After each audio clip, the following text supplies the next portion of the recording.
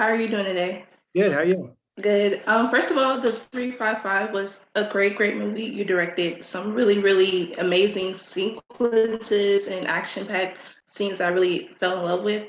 What made you want to direct this film? A few things. First and foremost, Jessica. It was Jessica's idea. Jessica's a very dear friend of mine. We've made two movies before this together. The Martian, we became very good friends after that. That's how I convinced her to come do an X-Men movie. And it was on the set of the X-Men Dark Phoenix that she had the idea for this and brought it to me and said she wanted to do a female ensemble spy film. I love spy movies. I grew up loving James Bond. I loved the idea of doing something unique in the genre, and it's unique in a lot of ways. It's unique because you don't often see female spies. You see some, but you don't often, and you even more rarely see an ensemble spy movie.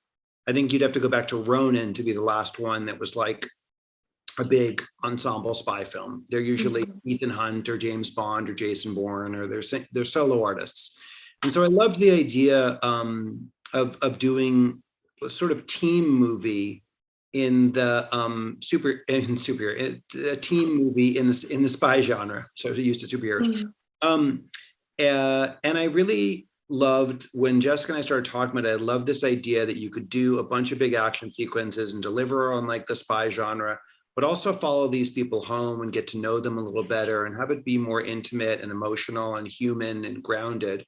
That just really excited me. The sort of combination of something really intimate and something really epic got me excited. Were there any moments or experiences from making the 355 that really stood out to you? There were so many because I really, I loved the process of making this film. I love these actresses. I love the actors, Sebastian Stan and Edgar Ramirez. I think what stood out for me probably was early on in production, we shot in Paris. And being able to shoot Paris for Paris and be running through the streets of Paris and take over an underground, their subway in Paris, and the tunnels of Paris, and one of the oldest arcades, outdoor malls basically in Paris, and run a motorcycle through it and a chase. Just having the freedom to play and almost like a child in this iconic city.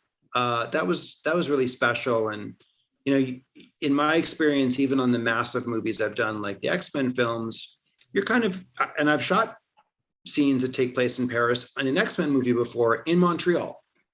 You're shooting in Canada or, London or somewhere else, and you're doubling for cities. So the experience of being able to shoot in that real place. And I just remember waking up in Paris and, walking down the street and being like, this is a dream city that when I was a kid, I always dreamed of going to.